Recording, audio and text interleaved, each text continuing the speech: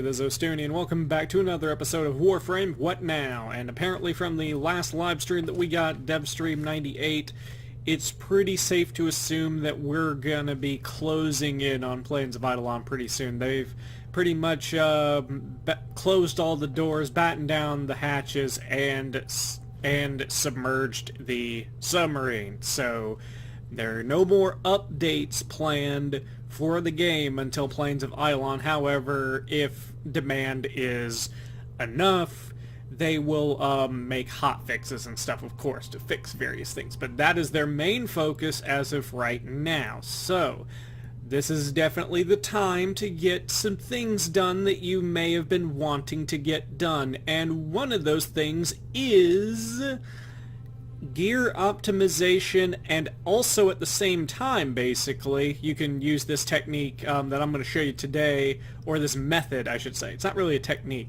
but you can use this method also to just get your affinity up in general. So, I'm going to show you guys what I mean by that, because today I'm going to be going in a mission with a unranked Wukong, a Torrid that I'm leveling up pretty much for mastery. I mean, I'm probably not gonna get rid of it because I have enough weapon slots. I have the Spectra that is actually a surprisingly good weapon. I was surprised when I started using it, and I decided I wanted to kind of invest in it a little bit. And also the Mark I bow. Believe it or not, I have never touched this weapon, even though I am a big fan of the bow staff, so I'm going to be doing that today. And so basically, for those of you who don't know, for you very new players, the term that I used a second ago, FORMA'ING, is basically whenever you get a Warframe, a weapon, a companion, or anything like that to its maximum level, you can go into upgrade, you can go down here to actions, and you will be allowed to use what's called a Forma. Looks kind of like this. It's gold, has some blue lights on it. You can get them from void drop missions, blueprints for them, and sometimes there'll be alerts where you can actually get a full-on, like, put together Forma. But what you'll do is you will use a Forma, and whenever you do that, you'll be able to choose a weapon, or not a weapon, a slot that's on your Warframe or weapon, and you can polarize it to your choice. Now, let's see, the thing about that though is that once you do it, whatever you Forma becomes unranked again. So, also, little thing right here, if you look up here where this number says 1, that'll tell you how many times you've formed the weapon in general. You may actually have to forma some weapons like 3 to 4 times to get optimal builds, but I'm going to show you how to do it fairly quick and in a place where people are expecting it, so that you don't really piss anybody off. So optimally, if you want to if you want to level up a whole bunch of stuff or forma a whole bunch of stuff at one time, you're going to want a affinity booster of some kind. If you're willing to drop plat on that, that's cool. If Barracuteer brings one and you drop ducats on it, that's cool too. But here's what you want to do. You want to, and this is for new players, it's pretty accessible for new players too. All you need to do is make it to Saturn. Saturn's not too far in, at least I don't think. So you want to go to Saturn, and you want to go to Helen. And there's a little nightmare version of it going on, but we're going to be going for the regular version of it, because this is pretty much where everyone, high or low level, goes in order to grind formed or brand new gear. So if you want to forma some equipment, this is a good place to go. If you have equipment that you just want to get affinity on, this is a good place to go. The enemy is at our doorstep. And to be honest, you can actually get a fair little bit of focus. Speaking of which, today they also announced that there's going to be a big rework to focus coming. But there's some good news about that too, is that we're getting back all of our all the points we put into it. So I'm really happy about that. So let's get on and get down with this sickness. Only thing that you really need to know about doing this is you want to stay in for as long as you possibly can. I think most squads, even if everything's going like really well, will probably stop after you get through wave 3. So don't expect to get to go to wave 20. Pretty much wave 15 is where most people, old players, experienced players, or even new players will pretty much stop. And there's a cat just meowing up there. I'm sorry for that. Oh, it is actually a pretty nice little stance. But it's a defense mission, so pretty much all you need to worry about is keeping your defense point alive. And it's not that hard to get a group together. More than likely, at least one person that you're working with is working with at least a Warframe. That is pretty good. But me, I have mostly all Formatter, all new gear, or new-ish gear. Or not even potato gear. And it's fine because, like I said, this is what people going into this mission expect. You're not gonna upset anybody, not really. Unless you just, like, do not know how to build anything. That's the only thing I could say about that. But see, we already got 5 levels on this, and I'm pretty sure that because of my Affinity booster, I'm gonna be, like, the Mark 1 bow is gonna be level 10 by the time I get out of here. And the thing is that because you're gonna get to about wave 15, you're probably gonna have to do multiple runs of this. But like I said, just because of how frequently this map is used, you won't run into an issue where you'll have to wait for other people to really join and everything like that. People are coming here all the time.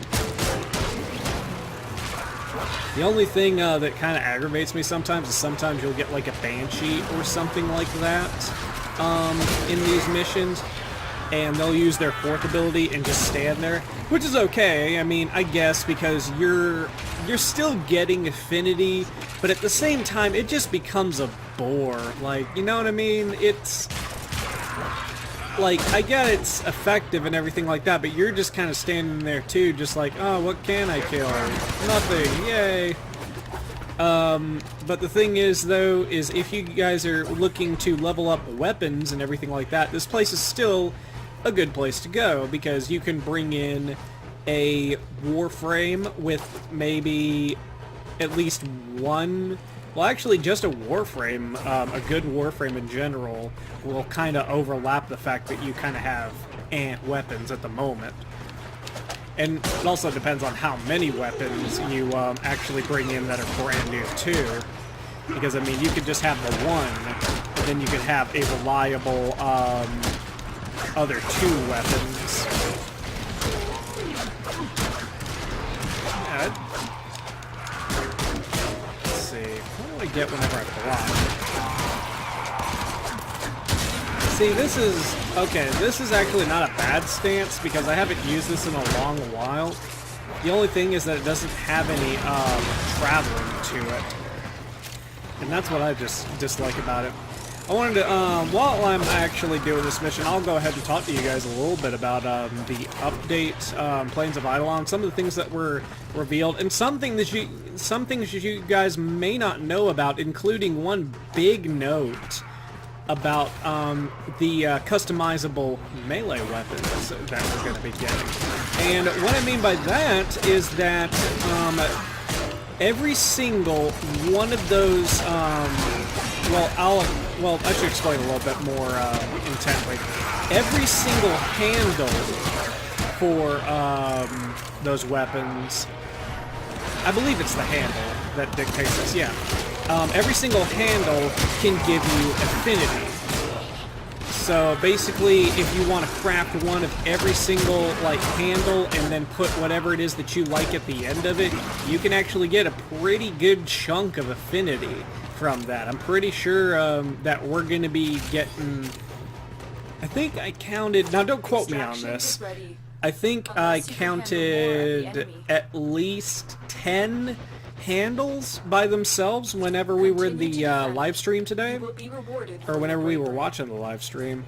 So that's about 2,000 a piece, so that's about 20,000 affinity if you invest into actually making all of those weapons. So, like I said, pretty good chunk. You know, I mentioned the focus rework not too long ago, and I think it's going to be interesting how it's going to work. I hope that some of I guess what you could consider the ghost form stays, like certain key factors. Like I know a lot of people that use Xeneric definitely want that regen per second to stay, and that includes me. I would love that to stay. But one of the things that they really kind of mentioned is that the rework is tooled more towards making the operator in combat less squishy. And like, I have some pros and some cons to that. Pros are, I mean, it logically makes sense that as we've been going through the story, the operator is becoming stronger and thus has a more active role and everything like that. As we saw with the War Within got out for an extended period of time using a bunch of different new powers.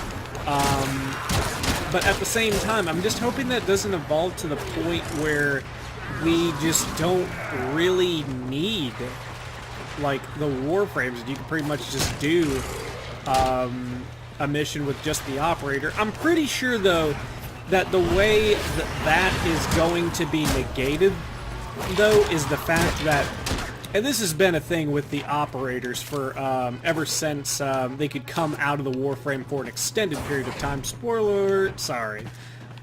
But one of the things about it is that if the operator gets hit too much, they will actually retreat back inside of their Warframe. So I think that that's going to be the equalizer, is that that does happen. If you get damaged enough, you go back into your Warframe.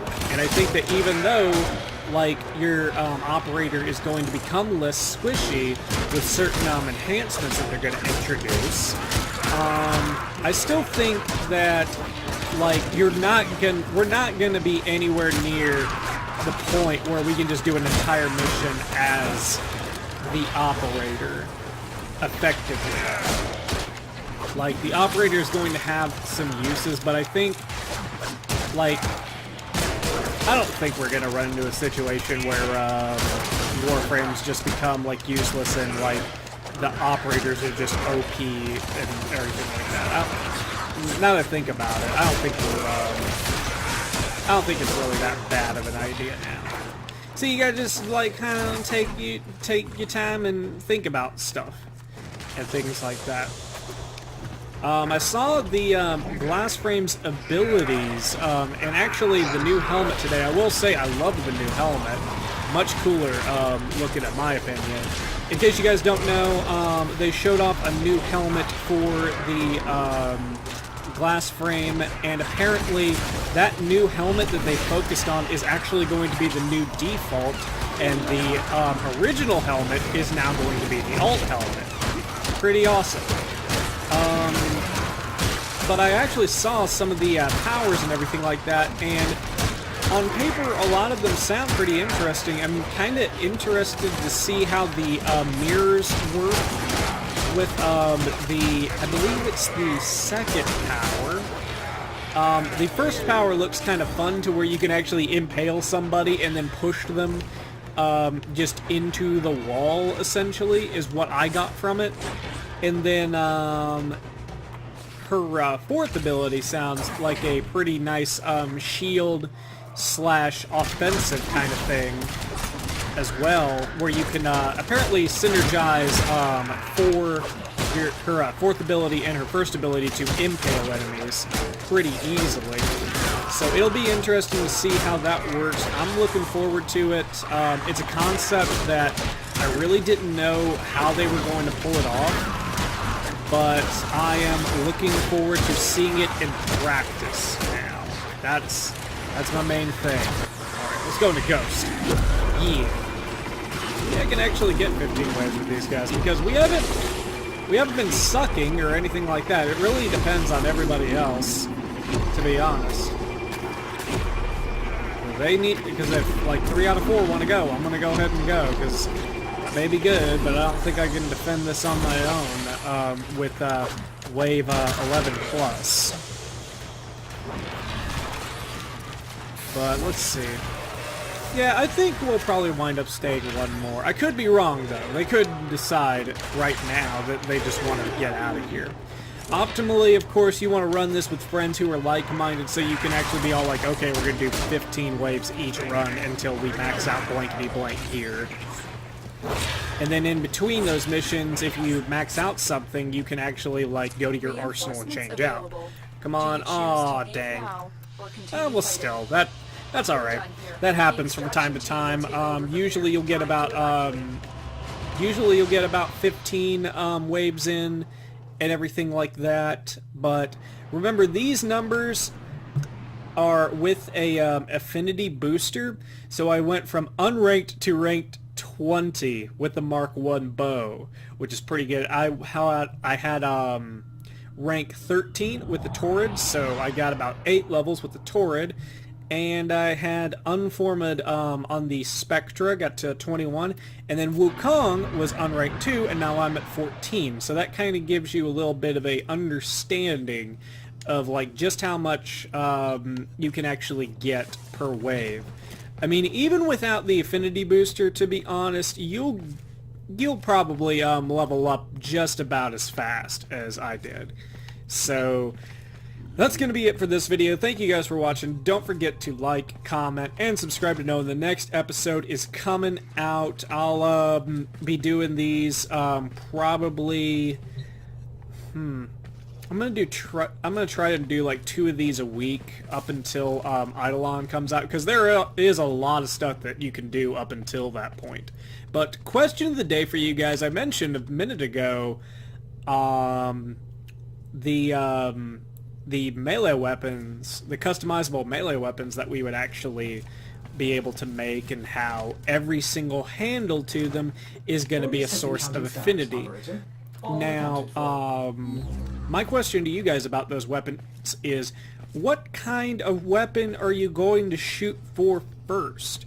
Because I know that in addition to being able to make a certain kind of weapon, like a stave or a polearm or a sword or something like that, you can also use certain things to change how the weapon performs overall. So is there like a dream combination of weapon that you guys want to do? Maybe like, you know, I would personally, my whole thing is that I would love to make a staff with just a little bit more status on it, just so I could get to that 100% status chance when I have all four of the the dual status element mods on there. That's something I would really like to get into.